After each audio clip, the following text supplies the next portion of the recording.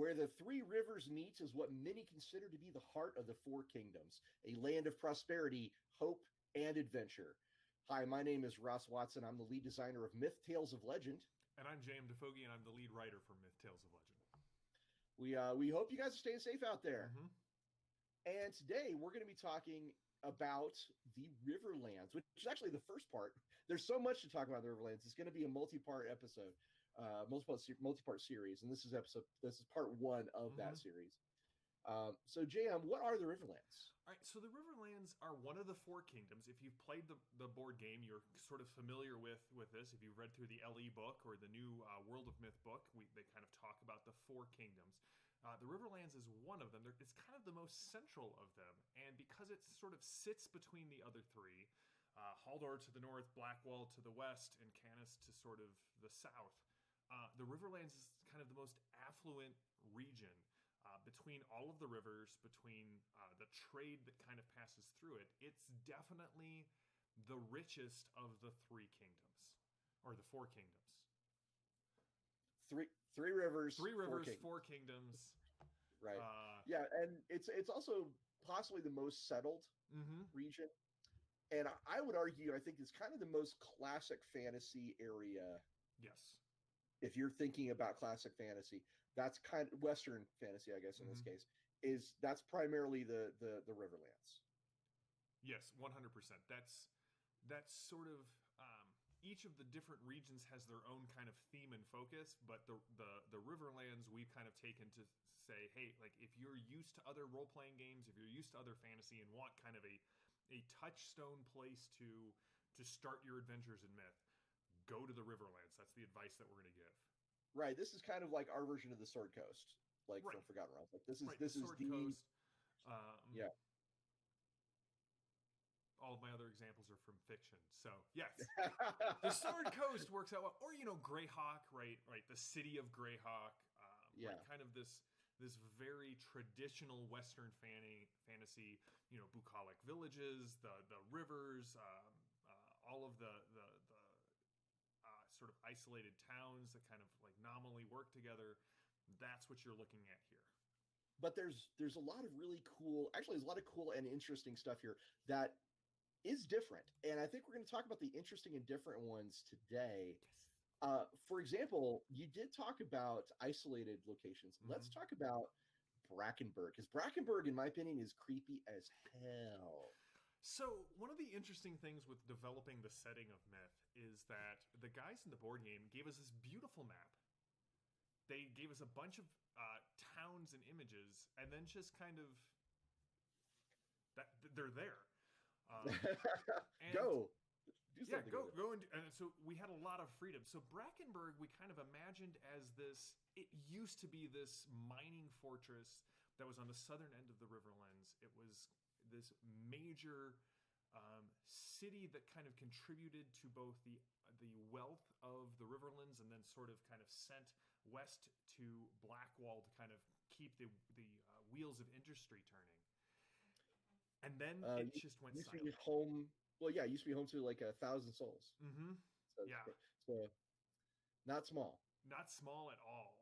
And then it just weeks passed and no shipments, no messages. People sent to Brackenburg didn't come back.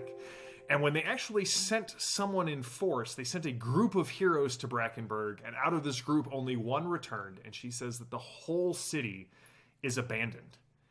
There's no evidence as to what happened. The gates of the mine are closed, and there is a message sort of scrawled across it that says, "All hail the King of Tales."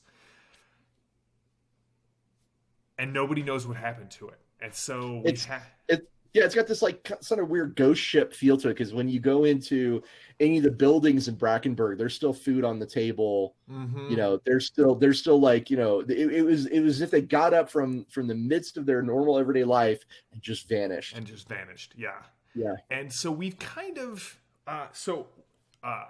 on the player side, that's generally sort of what they know. On the GM side, we've kind of tried to provide like important areas, NPCs, and then kind of what's the key fight against the darkness that's happening in the location.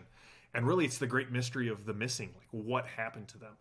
But in the Myth board game, there are all of these amazing bosses, these boss monsters to fight and engage with. And one of them is the Rat King.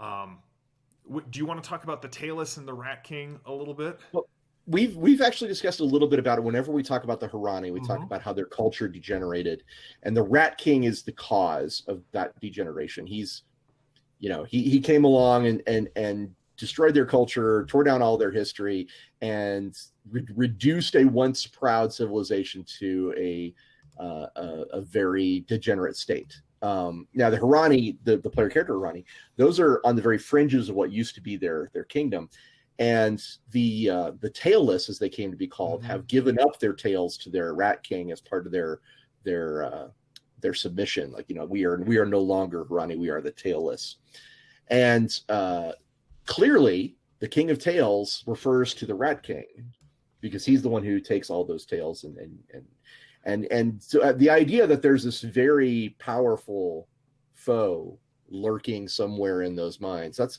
pretty cool. I dig it. If I were to take and it would probably be a series of adventures, right? Like the main focus of an arc of a campaign in Brackenburg. I love the idea of the heroes kind of exploring the city that's been abandoned. Obviously, there's some things going on in there, some encounters. They get into the mines, and it's when they reach the heart of the mines that's when the things start swarming out of the tunnels, and suddenly it goes from like isolated exploration into sort of like overwhelming horror as they sort of realize what's going on. Basically, if you love the movie Aliens, right? That's what Brackenburg is it's LK-421. Yeah. Right? It's the colony. They're in the walls, man. Right? They're in the walls. It would be that's how I would do it. Is I would do it as Aliens fantasy style. You go in, it's empty, there's nobody there, just signs of something happening, and then when you get to the bottom, you're like, and then here they come, and it's just wave after wave, and that would be back up, right? Like right. So that's basically Brackenburg. It is. It's sort of designed as this creepy mystery, because that's the thing, right? In Myth, one of the themes that we're really leaning heavily into is this idea of like the loss of knowledge, the darkness versus the light. And Brackenburg is a modern mystery as opposed to a mystery from, ages ago. Like, what's going on here and now? This is something that the heroes can like bite into and really kind of make a difference in, until the waves of Talus come out of the walls and consume them all as sacrifices for the Rat King. Now let's get back to what the Riverlands are kind of all about, which is that safe, secure. There is a town called Devonshire, which is kind of the whole thing. It is the embodiment of the Riverlands. In a lot of ways. I wouldn't say it's maybe the only embodiment, but it is an embodiment of the Three Rivers. This is you're going to tell us all about it, but my reading of it is it's pretty much like this is the hub. This is a great place to start your adventures. It's got everything you need to be like, we come back from a long day of fighting monsters and we just want to crash at the inn and get our stuff repaired and talk to that pretty barmaid for a while. That's where this is going to happen. Yeah, we have like, so it is sort of the quintessential like starting fantasy town. You have like the Dust Court of the Elves maintain an enclave there, so you have a good tie to the elves. You have the Inn of the Shining Lion, which is this hero who's sort of retired and has built this place for people to come and rest and is always ready to kind of give away free beer and food if you've got a good story to tell. So like this is sort of our, they meet in a tavern. Devonshire. Is the place is called Devonshire, and it's I like the idea that there's a Dusk Court enclave. So can you tell us a bit about that? So I don't know how much we went into when we were talking about the elves, but right, the elves used to have this huge empire. It was part of what we called the Orwood, where there was just one giant forest that was alive, not just in sort of the the typical way forests are alive, but it had a sentience, and it talked and communicated with the elves. And so slowly over the ages, there are basically two large forests left, and each forest has now become isolated, and the elves in those woods have become isolated as well, and they've kind of developed their own courts and customs. And so the Dust Court occupies the Dimwold, the dim forest in the Three Rivers. And so these elves tend to, all of the elves tend to stay away from the human settlements. They kind of have, they've isolated themselves in the woods, but Devonshire is just too close for the younger elves to ignore. And so the Dust Court, the court of elves in the Dimwold, have actually established a place in the city that they call their own, and it's a little glade of the Dimwold here in Devonshire. And it's not just elves too. There's Spriggans. There are Spriggans there as well. Yeah. Cool. You've got basically, it's not just, hey, we maintain a garden here, but this is like actually both diplomatically and metaphysically a piece of the Dimwold that they have sort of built here in Devonshire. Now, that's not to say that there is nothing worth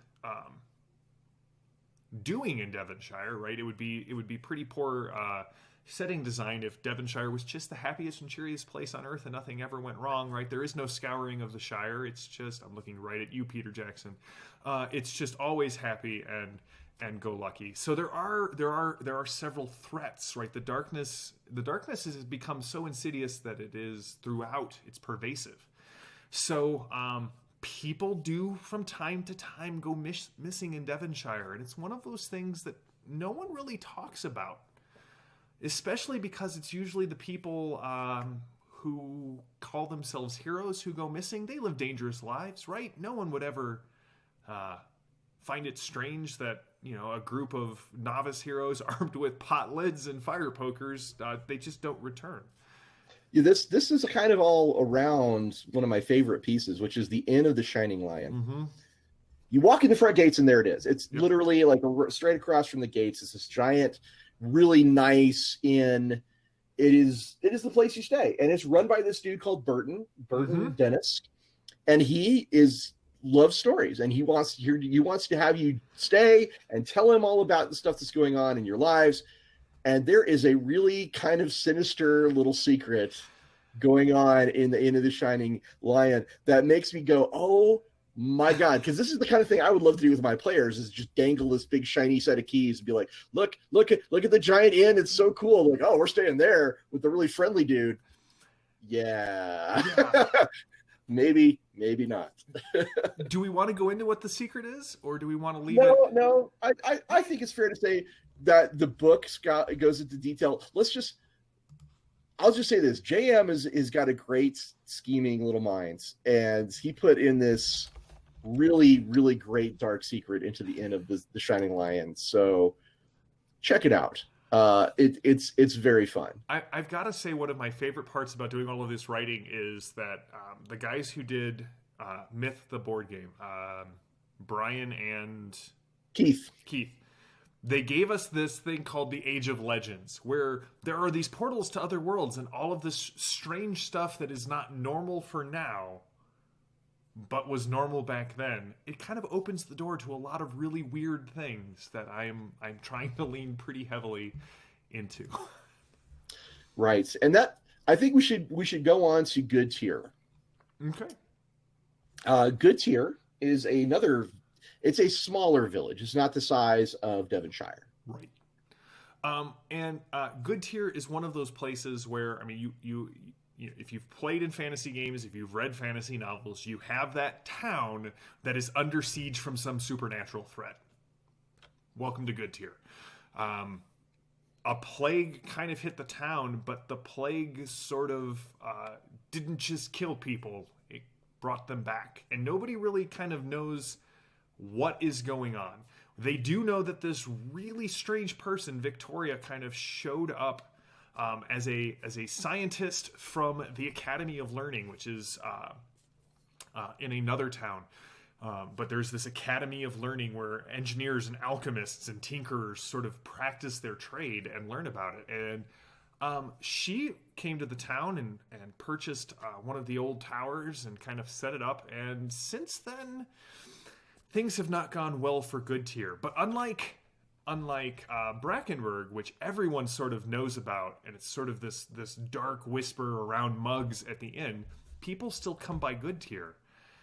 But the plague that is sort of spreading through there means if you go there, you're not really coming out. And so they need heroes to become aware of it and to stop this unholy expansion that's happening. And again, it's one of those things that we talk about tipping points a lot in the myth setting where, hey, we've balanced a lot of these things on a knife's edge, and if heroes don't get involved, things go bad.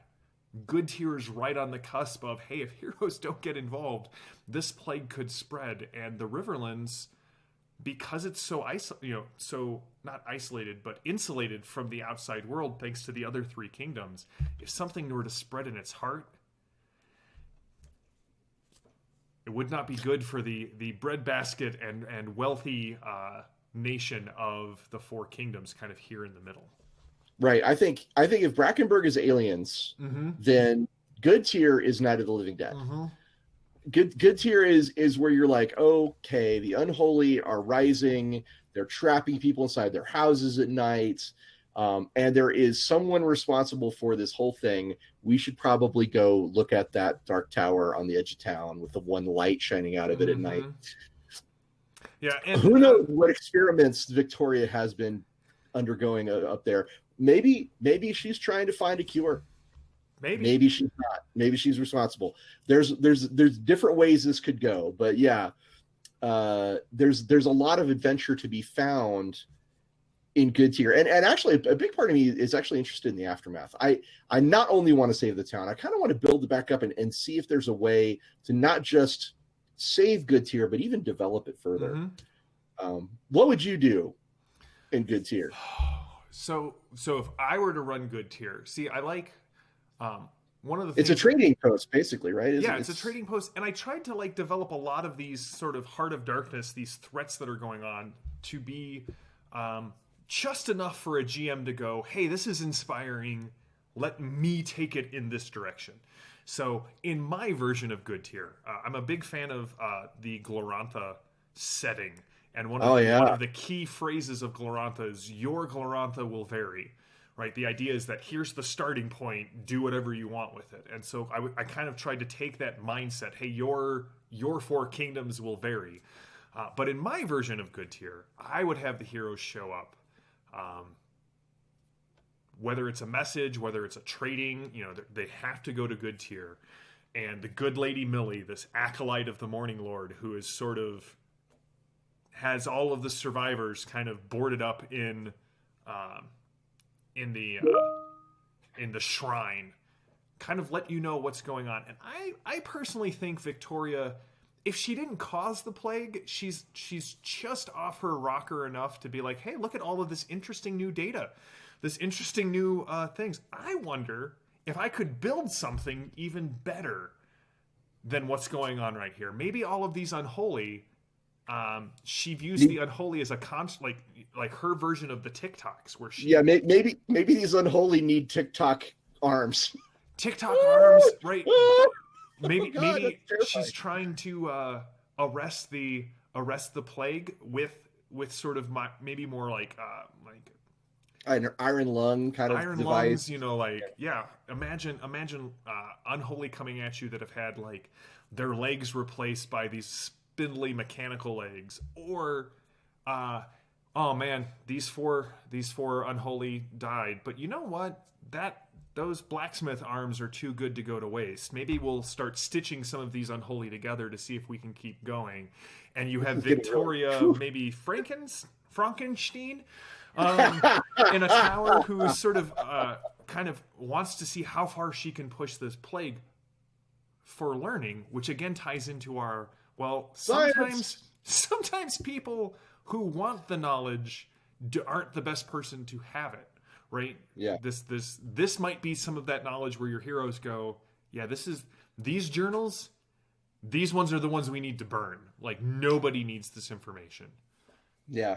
Well, we've got a lot more to talk about with the Mm-hmm. Riverlands, but I think we're going to have to let that go till Yeah, next. I think our next section, the Dimwold, is such a large section and kind of the focus of one of the upcoming myth products that we want to kind of take us like focus on that as sort of an entire video in and of itself. Right. I think ultimately, I think Good Tier could bounce back. Mm-hmm. Like that's my thought on it is like you say, okay, this was a trading post. Now check out all these cool trophies we took from the Unholy, or it's we're going to build the best Morning Lord temple of all time. Because he saved us, right? Obviously, yeah, yeah. Some kind of cathedral. Who knows? There's a lot of ways you can take it, but very, very cool. So that is going to be the first part of the Riverlands. Mm-hmm. And we will get into the Dimwold, which is one of my favorite areas, and actually the subject of our starter set from Tales of Legend. We will get into that very, very soon. In the meantime, please do go check out the other shows on the Ulysses channel. Yep. There's great stuff for Aventuria and the Dark Eye and Myth Dawn Heroes. And Bill Bridges is doing his stuff for Fading Suns. Heretical Musings. Yep. JM the GM runs his live shows, and if you want us to talk about anything in particular, any part of the setting or lore that you think is really, really cool, if there's something that makes you go, "Wait, what?" Put a note in the comments below, because we do read those. They're our favorite bit to read. Yeah. JM, do you want to talk about your live play a little bit, or? I run Torg on Tuesdays. I run Fading Suns on Thursdays. Both shows have, you can come on down. We have people who show up to every show and interact in the chat. If you're at all interested in Torg Eternity or Fading Suns, we try at the start of every arc to kind of give you a here's how to play the game. If you want to see the game in action, I mean, we've got people who are on all levels of expertise with this system, brand new to it, designer, working with Torg. Like we have stuff on everything, so come and check us out. Yeah, I get to play in the Torg game. I'm very excited, which is awesome. Thanks very much for joining us for today, and we'll hope you tune in again for part 2 of the Riverlands. Until then, keep telling stories.